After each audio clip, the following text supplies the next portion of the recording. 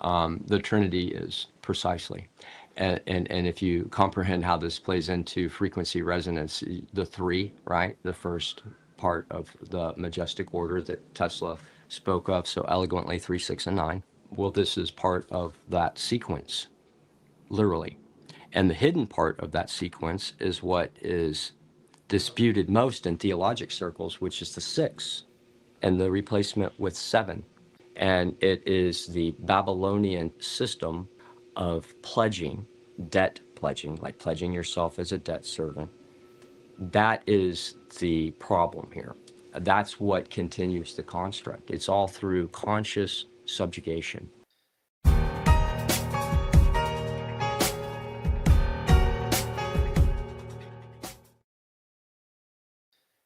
Good afternoon, everyone. Thanks for joining me. I have someone very special today to talk about time construct of space and how words are defining our reality. So it's going to be a great conversation, especially talking about geospatial dominance, your bended reality.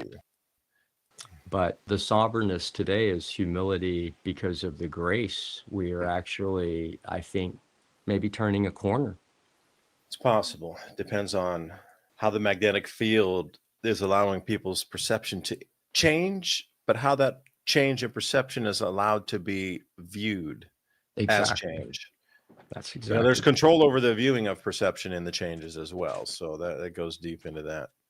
It does. It does. In fact, I Are hope you we allowed to can. notice perceptions changed? From my experience, I think that as we experience the change, we are collectively beginning to manifest that change. My experience has, been a few decades.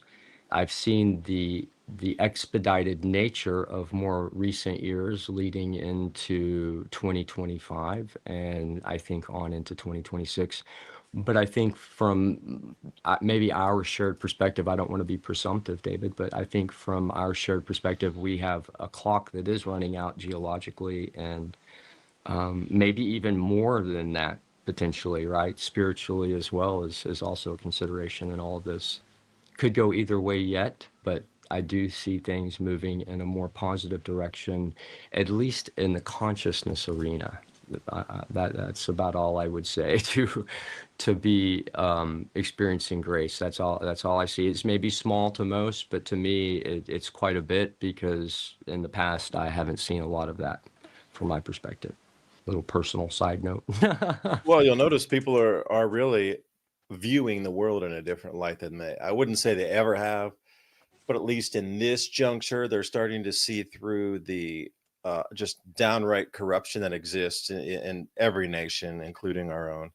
People Yeah. are starting to see the evil for what it is in those entities inside the people we consider higher levels of operation in the society with greater levels of being able to access wealth. They're starting to see people who are running companies and these intertwining of companies, all with the darkness in them. They're starting to notice Yeah. when they didn't before, or maybe they did before, but things were just so smooth that everybody turned a blind eye. But we've come off the smoothness curve into a rough, bumpy country road Hmm. versus a German superhighway. You know, that level of I can accept it because things are smooth, but now things are moving in a different direction, and perhaps people are just more agitated and willing to speak out about it because that status quo, if you guarantee us a acceptable, comfortable life, that Hmm. comfort that put everybody into this position is now no longer, the contract's no longer valid because it's no longer comfortable. So people are starting to speak out against it. No, no, I think you're very accurate in your assessment. In fact, as you know, David, the reason I'm here as a mystery guest is because the circles I travel in. I want to be forthright in our conversation. I think it's very important for people to hear the truth of the matter. And over, the course of more recent years, I'd say not quite a decade, I've been able to work my way into a position in our nation as someone who's relied on to create legislative initiatives. I've written several acts that have become law now, and I've been able to pull together specialists in varying fields so that I can address the situations from a more realistic viewpoint than what agency typically presents to the public through the controlled media, as you well know. A huge challenge with our modern food system is that it's devoid of critical enzymes found in raw whole foods. Destroyed by poor agricultural practices, over-processing, and cooking, our foods simply don't deliver the enzymes and nutrients our bodies need for optimized health. This imposes a much heavier burden on our bodies to replace the enzymes missing from our foods, depleting the enzyme potential of the body, weakening immune function, metabolism, and overall health. The good news? Patent-pending Ensorb addresses this problem head-on. Ensorb uses VNI's proprietary proteasome absorption technology to rapidly deliver the metabolically activated multi-enzyme complex directly into your blood. What can Ensorb do for you? How about unsurpassed, enhanced digestion of your foods, improved gastrointestinal function, improved immune function, strengthened metabolism for improved overall energy and vitality. And it does it all with its proprietary technology that can enhance bioavailability and absorption. Head over to vni.life/civilization or click on that link in the description box below. Takes you directly to the Ensorb page. When was the last time you could trust your gut? So, I see that in the election cycles, what has happened is that people are starting to vote again. Voter confidence came up with this last presidential election cycle. And so different people are getting into office right now.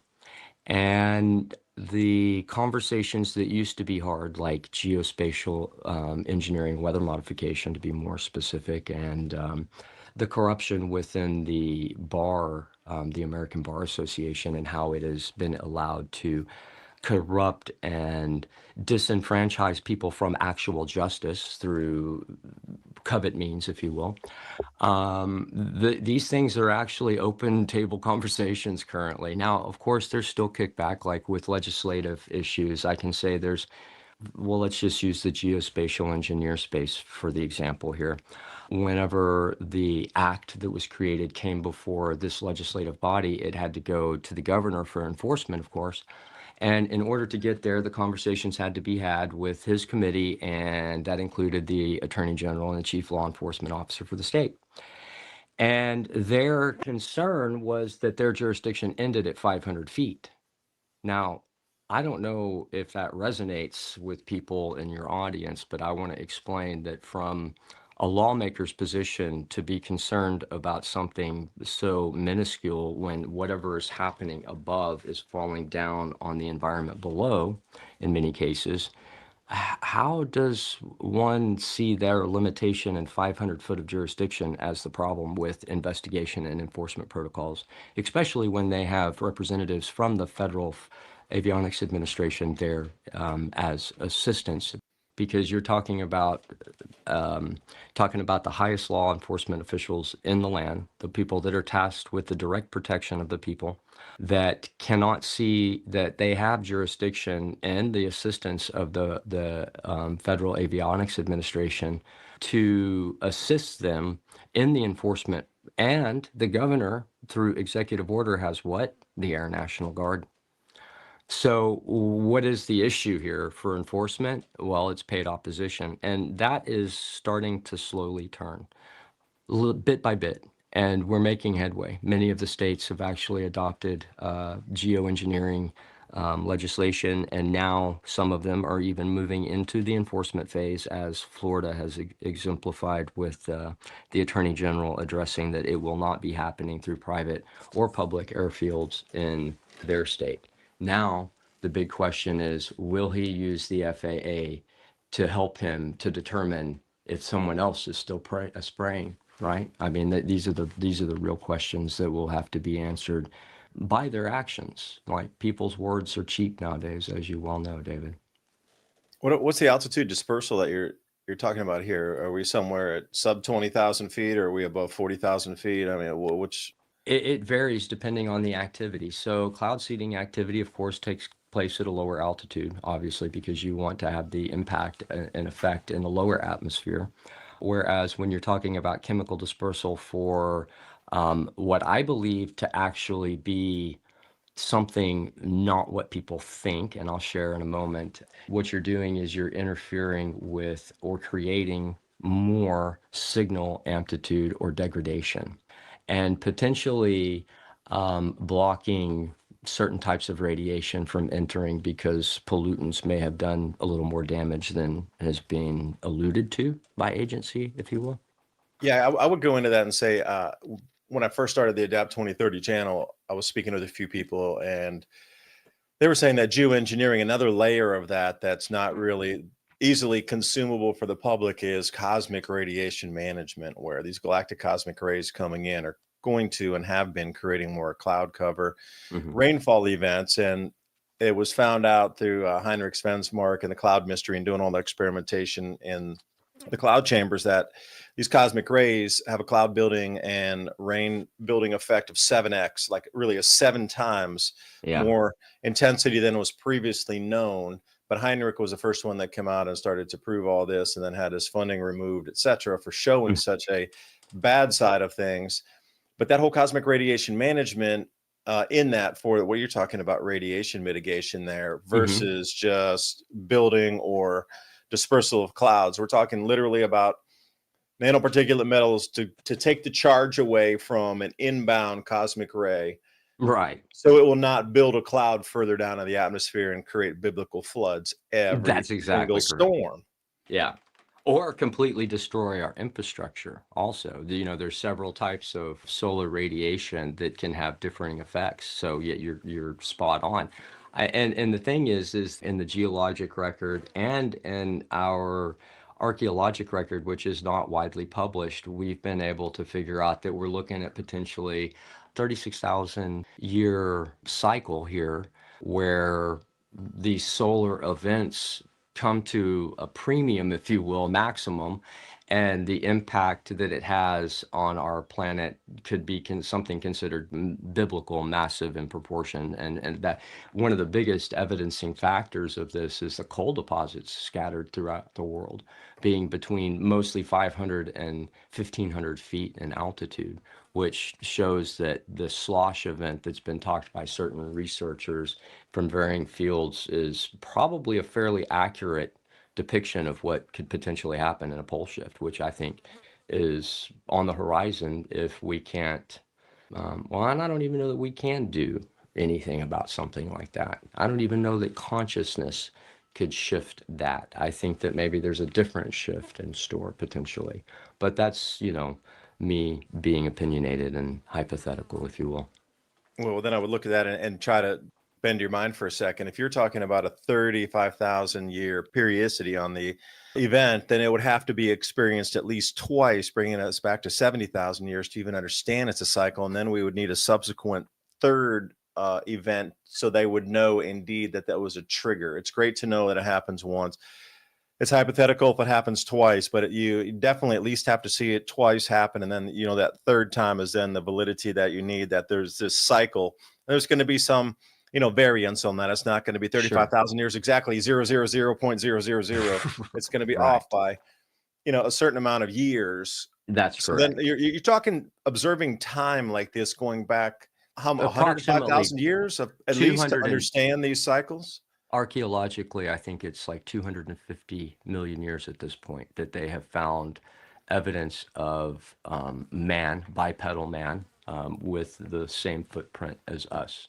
So 200 or 25 million years, I believe, Yeah, is the 25 million. That's what the 25 Indian million. Vedas talk about too. And a lot of the older Right. Gitas were And talking about 25 million. Right. And then I think some of the modern interpretations like Lemuria and Atlantis, I think that those are not really modern interpretation. They're modern in the sense of 25 million years, of course, but they're not modern in the perception of our concept of time. In fact, I think you and I both can agree, time is not something that is linear. It is absolutely, unequivocally, without a doubt, infinite. It never ends.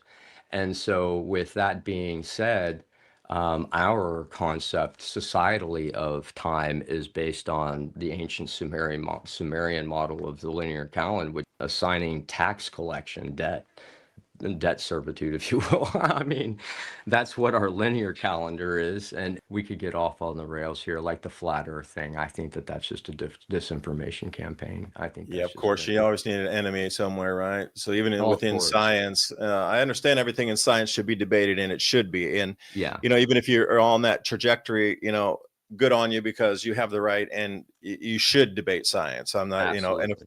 eventually it's proven that it is, then it is, because almost everything we've learned up to this point in science is, I wouldn't say false, but it's the most correct up to this point. But there's always, as we move forward in time, we always find something that will add on top or nullify a previous what was considered law of nature or a hard fact of science Right. itself that just changes, right?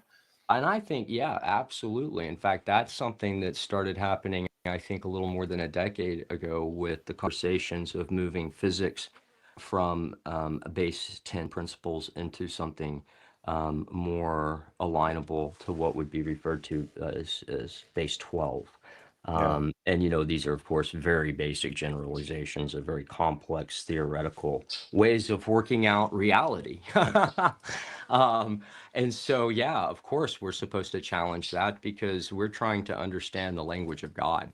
And science really is what science should be construed as. Because ultimately, I think at the end of the day, and now I'm not, a theologian, I don't prescribe to one specific dogma, but I do try to I think that they all have value and merit, and I think that God being in the Alpha and Omega, being omnipotent, wouldn't make things so egregiously complicated.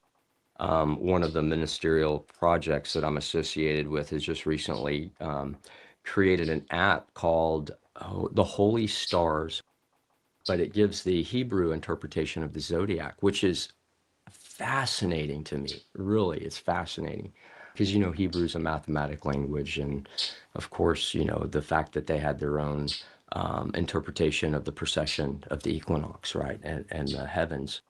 There you go again. You have to at least witness the great year twice. So that takes us up to what, 51,500, 52,000 years. And then you need that third Exactly. verification. So you're already up at 75,000 years again. Like, what is it with these great cycles of time? And here we sit at this juncture right now where Comet 3I Atlas is coming in. They've thrown an enormous amount of strangeness around that on purpose. Of course. And if there were to be some sort of, it's a geophysical event that really sets us back to like 10 million breeding pairs of humans or something, and you were an advanced civilization understanding that this same cycle would affect this planet, but it had gold, and you're able to so all the gold's being like put into a couple of different places on the planet. Really, if you look at it just from an objective view, Hmm. this consolidation of gold in the Himalayan sized piles of gold in just 2 or 3 nations on the planet, for Hmm. me, that was nothing more than a pickup spot. Like, they're bringing it into a single, like I say, there's under 4 locations on the planet where all the gold is going to now. Yeah. So No, if you you're just look at it and you start to talk about these ancient texts and these ancient legends and these workings of polar shifts or geomagnetic reversals, along as geophysical spillovers as well, would you let all that usable material go to waste? Of course you would not. You would come by Mm-mm. and collect it. Knowing the cycle of the planet, it's the most important thing. Yeah. And I had a conversation with somebody on my podcast just on Thursday night, was saying that now again, it's hard to know if our history is true in a linear fashion from say 10,000 years prior. Right. Our population on the planet never really went above half or 500, half a billion people, 500 million. And Right. suddenly around 1600, we get this compressed air energy technology, which was also being used at the same time as the Romans. So we lost 2,000 years or 1,800 years of technology. But why was the population allowed to grow from, say, 500 million to 8 billion? For me, they were trying to accomplish a task in 400 years with a timeline, with a hard stop on it, just like you described in the beginning when we first started talking.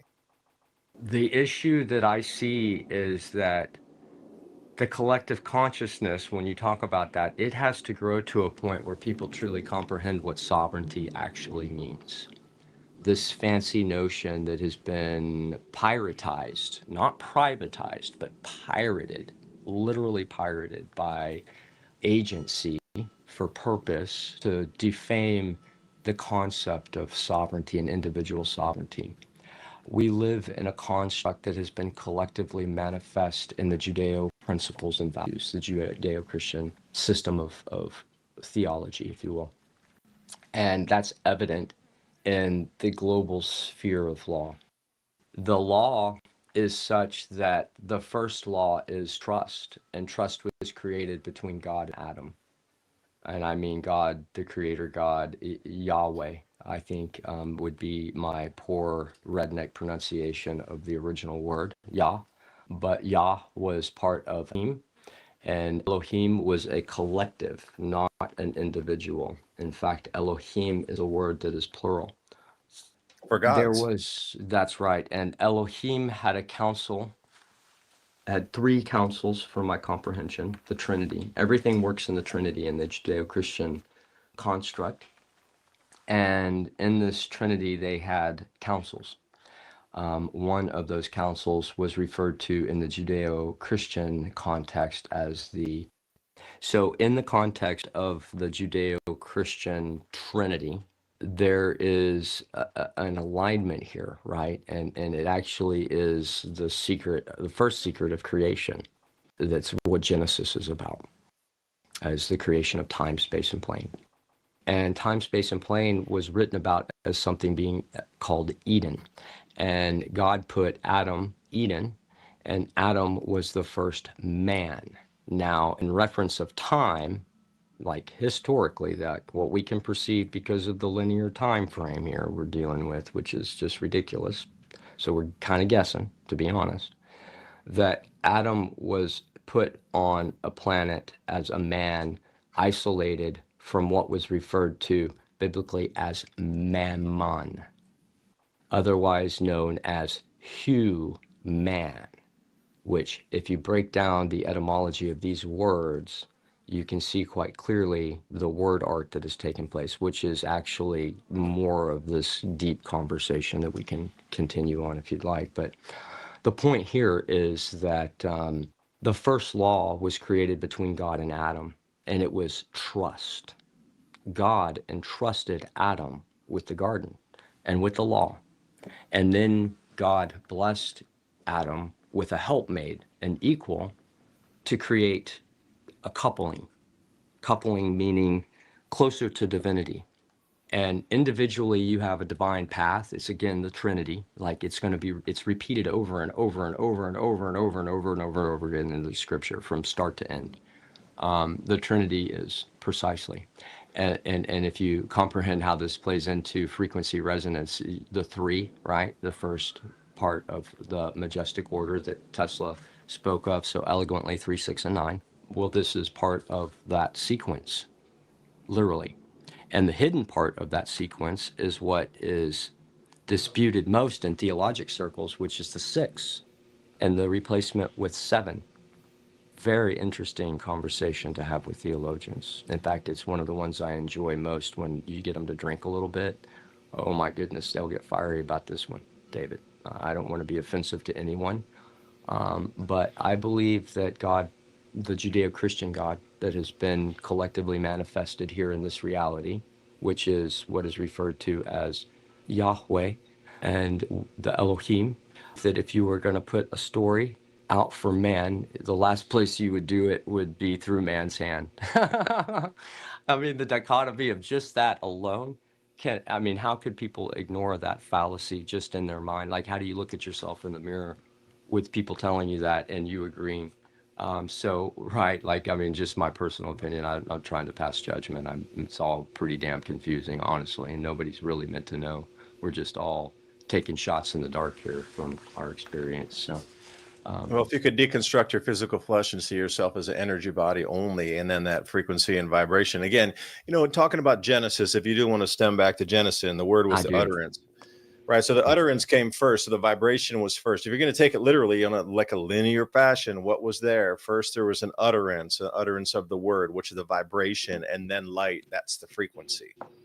There is an actual contextual first step, second step, third step to creating physical third dimensional matter and space in itself. Well, precisely. This, again, the It's a reason recipe. I relish our conversations, David. So, yeah, it's a very simple concept, right? It's really not rocket science. And if you wanted to control the masses, well, what would you do? complicate and confuse the message. Well, I think it was like, what, 1965, Paul Harvey did the "If I Were the Devil" speech. If I were the devil, golly, not a more prophetic thing has ever been spoken in the modern era, other than maybe Kennedy's speech towards the subversive secret organizations that exist within our frame of governments, the governance now. I think, and that ties back into the concept of law, quite frankly. So going back to that, just to kind of, I want to finish that point. I think it's very important, because this is where the first law of reality, our shared construct in civics comes from. And civics is how we structure ourselves societally. So it doesn't matter if you're Chinese, doesn't matter if you're Christian, doesn't matter if you're Islamic, doesn't matter if you're Buddhist, doesn't matter if you're Taiwanese, it doesn't matter if you're Australian, if you're a Buddhist monk, if you're Jesuit, if you're a Kabbalist, if you're a dumbass cowboy like myself out in the middle of the West Texas desert, or whoever you are, doesn't really even matter. The point is that we live and share in this construct, whether we agree to it or not at this point, because there hasn't been enough collective consciousness, like we were talking about, to create that shift. Now it's growing quickly, and it's really picking up pace. And it's interesting how this plays back into the conversation of the economic side of our conversation with the gold and where it's hidden. Because it's with that law, the trust, the first law, that this whole construct of financial imprisonment was created. And it is the Babylonian system of pledging, debt pledging, like pledging yourself as a debt servant. That is the problem here. That's what continues the construct. It's all through conscious subjugation. So, for example, if you are a Judeo-Christian and you've read the Bible, you're going to resonate real easily with what I'm about to say. So it really boils down to what Jesus says. And Jesus, I mean, not to paraphrase, which I think a lot of people like to do, but I'm going to for just the context of time. You have a baseline agreement. It consists of 5 things. So the first thing of importance that is spoken to the individual is that in me you will find salvation and you will find sovereignty. Because the only sovereignty that's ever spoken about is from the Judeo-Christian concept when it comes to the concept of sovereignty in regards to royalty or individual or national, which was the original context of the word. Now, today we add in all kinds of crap to that meaning, but the reality is just that, the Trinity right there, right? It's, again, the Trinity of the law. It's so beautiful. That's been manipulated through the use of what is referred to as legalese, or what I call lovingly dog Latin. I think it's been referred to that a few times in history by its creators, actually. But its purpose, English was created as a very creative language, as an artful language. In fact, it's the only artful language after the languages were confused. And God never fixed that. And the language became English, which is the language of lie. In fact, legalese is literally to speak with a forked tongue, for example. That's how statutory systems are formed. All statutory systems, by the creation of their own language.